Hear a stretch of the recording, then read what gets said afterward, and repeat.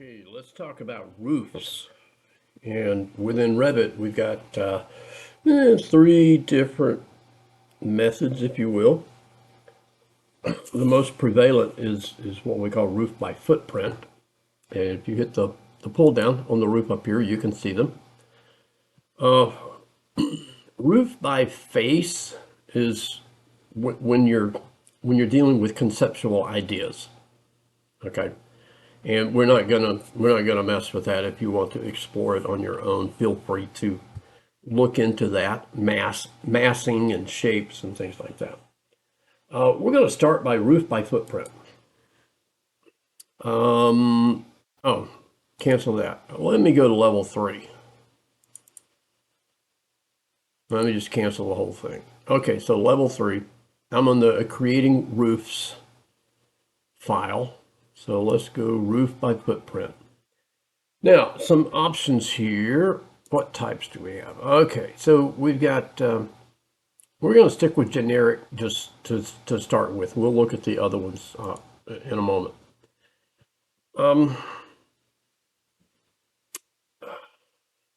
Base offset is just that. It moves your roof up or down from the level. The rafter cut, your options are plumb cut, a two-cut plumb, or a two-cut square. Okay, I kind of demonstrate the difference between rafter and truss in the 1129 class, so I'm not going to get too involved in that. We're just going to leave it as plumb cut for right now. Okay, so how do I make a roof? I can't see any walls. So let me go back. And in level 3, let me turn on the underlay. And we'll turn on level 1 underlay. So that gives me the walls. Now, one of the things with an underlay is it doesn't show you the layers of your wall families. Okay, it just shows you what's underneath it. And actually, let me change that to level 2. Okay. That was our wall kind of a thingy that we had left over from the floor plan file. There's a little bit of a difference in the file, so that's why I created this. So let's go back to it. We're on level 3. Let's go to roof. And now the options are I can draw any kind of lines, I can pick lines, or I can pick walls. And that's the most used. And the reason for this is whatever you use to pick with, if you pick walls, it makes the wall the level or the elevation where the roof passes it. Okay, and I'll show you in a section what we're talking about. So we're just going to stick with pick walls. Defined slope is just that. It's what edge of the roof slopes. If you have a hip roof, it'll be all 4 walls. If you have a gable roof, it'll just be the 2 walls that slope. Okay, overhang is just that. It's how much of a roof overhang you're going to have. And extend to wall core. Usually I leave that unchecked. We'll play with it, and I'll show you what the differences are. Okay. So now we come around and we pick our walls, and you see it's offsetting the boundary lines to the outside, but now I need to join them. And right now we're set for a hip roof, and all 4 sides have slope. And if I click on one line, it tells me the slope of that particular edge. I can change it here just for this one particular edge of the roof. But if I escape out of that and come back over here to my roof properties, I can change it here for the entire roof. So let's make the whole roof 612. All right, so let's save this. Usually I say no on this. And I really go into that a lot in the 1129 class. But for today, we'll say yes, attach for this demonstration. Now, the reason the roof looks funny is because of the view range of our plan here. So if we go to our view range and make our top, we could, give it certain feet up, or we could go unlimited. Oh, the cut plane also. Duh. Usually on if you're talking about your roof view,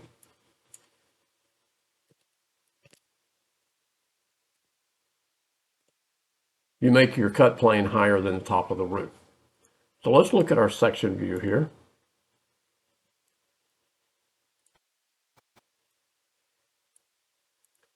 Okay, so here's our roof. And you remember we picked the outside edges of the wall. And so that's where the roof crosses the level 3. If I were to assign a offset here, and we'll say 6 inches,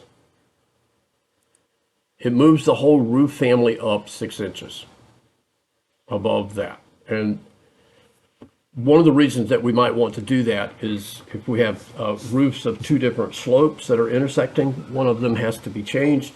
Or if we have a heel truss where the truss is actually a little bit higher than the edge of the roof, we have to adjust the roof that way. Okay, so that's how that works. Okay, so, and let me go back here and change the view range on that. Get back so it's not looking so weird.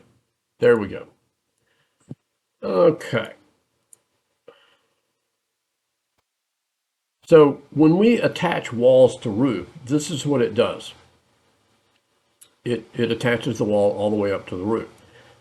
Sometimes, yes, we want to do that. Most of the time, no, we don't want to do that because this particular wall will not be made in that way. Okay. That's why I say most of the time I do not attach walls to the roof.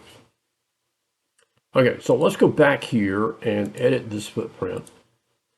And I'm going to pick these 2 walls. Well, I'll tell you what, before we do that, let's change the slope on these just as a demonstration.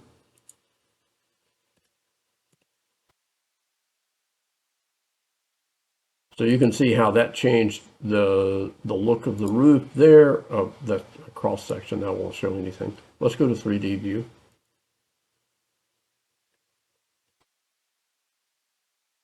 And so now we have, a really weird looking hip roof. Okay, and sometimes you may, may want something like that. So let's go back, and these 2 here, let's undefine the slope. And so now we have a gable roof, which in section still looks the same, but in 3D, now you have this. And because we had selected attached walls to roof, it went ahead and filled that in.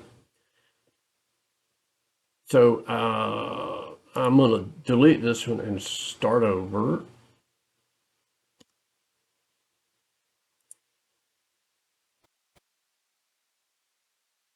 And now we'll turn on extend wall to core,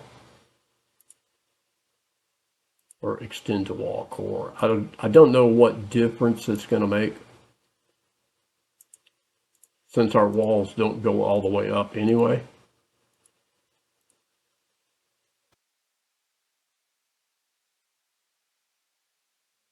Say, yeah, okay, so I'll leave it attached just this one time, okay? So let's look at our section view. All right, so here's what happened this time is that when I picked the wall, it chose the core as the location that it starts the offset at. Because if you remember on these walls, that core was, like right in here. And so it made the core of the wall where the offset is, as opposed to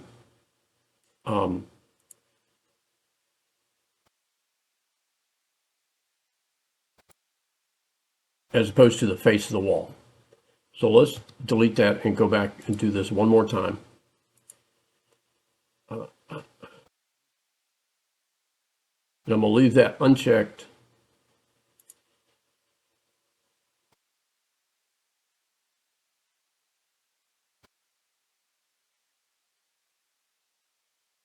Trim.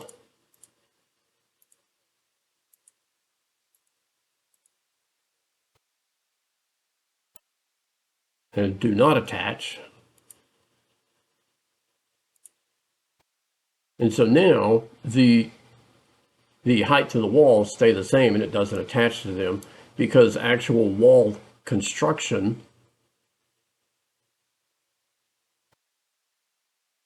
would be to a certain height, and then the roof system would sit on top of a flat wall surface, okay? And you can see right here, this extend to core, see it shows the outside face of the wall as opposed to the core of the wall. So a lot of times we're going to end up using extend to core, but do not attach. Okay, now what's the difference between picking by wall and sketching?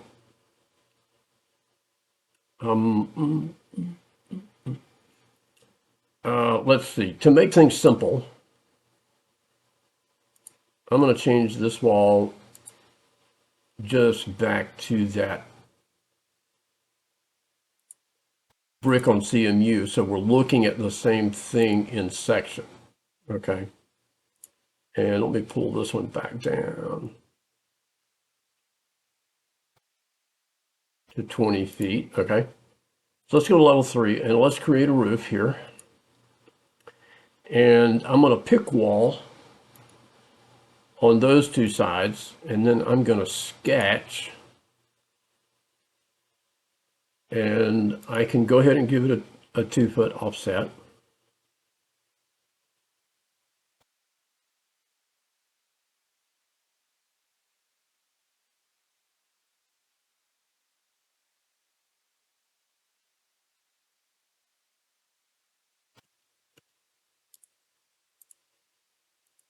Because what ends up happening is your sketch line often will become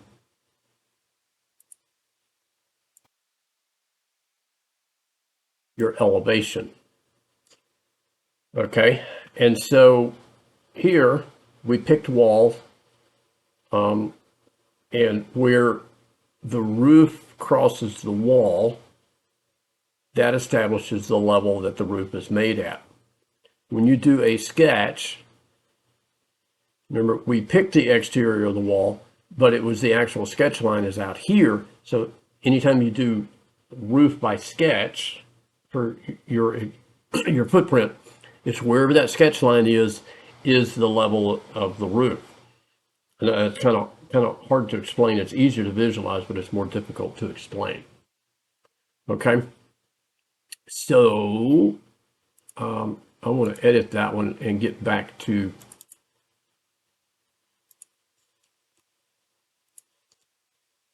a pick wall.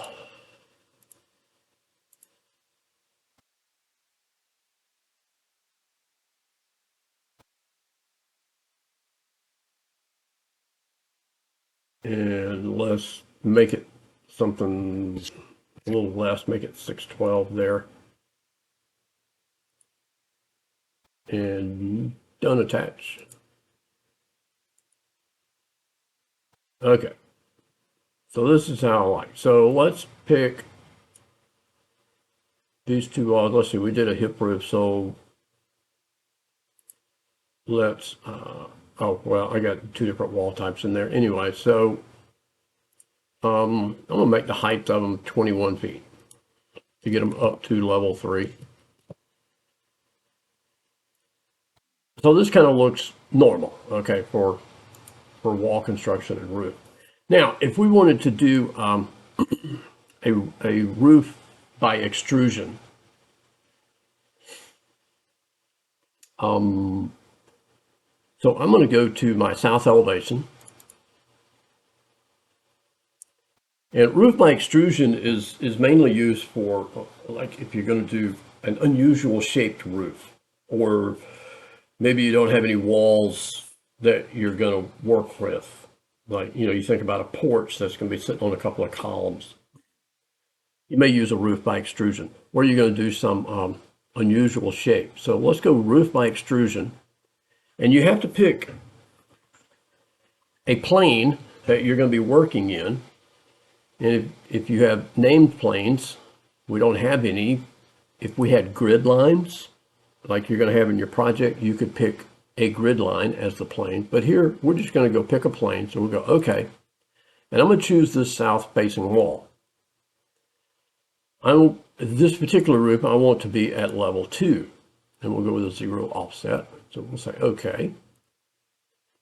And now you can sketch whatever kind of shape that you think you would like. Some options over here. Extrusion start is whatever surface plane that you started on. The extrusion end is where the roof will extrude out to or into. Okay, and so we're going to bring this one out. So let's do an arc. And I'll start the arc on that level.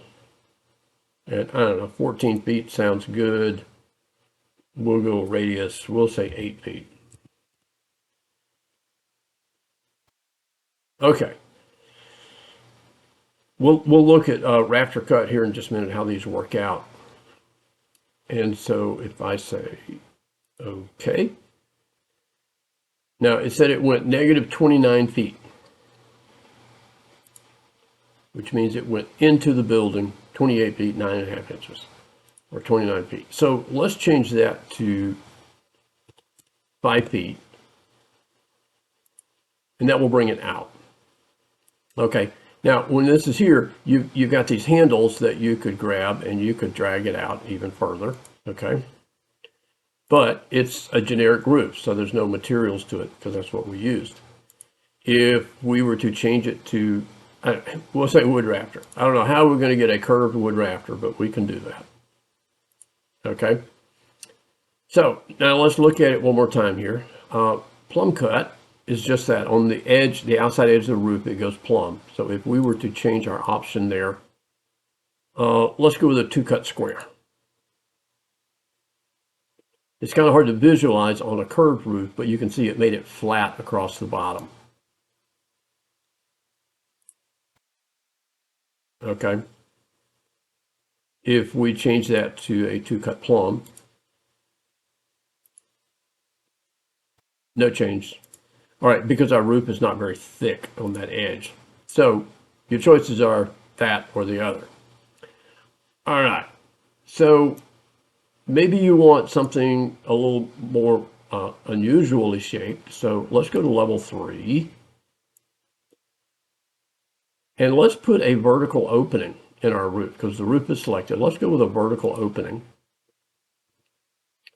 And let's do another arc.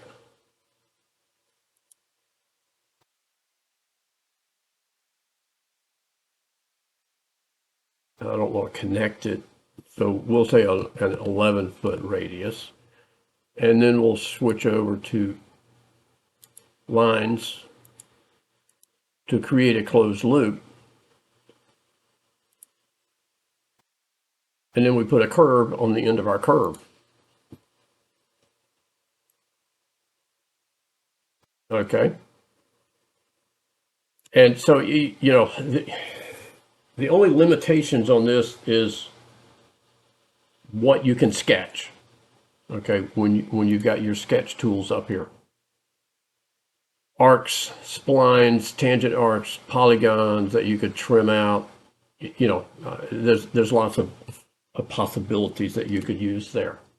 Okay, we're at 20 minutes, so I'm going to pause this video and then come back with another one.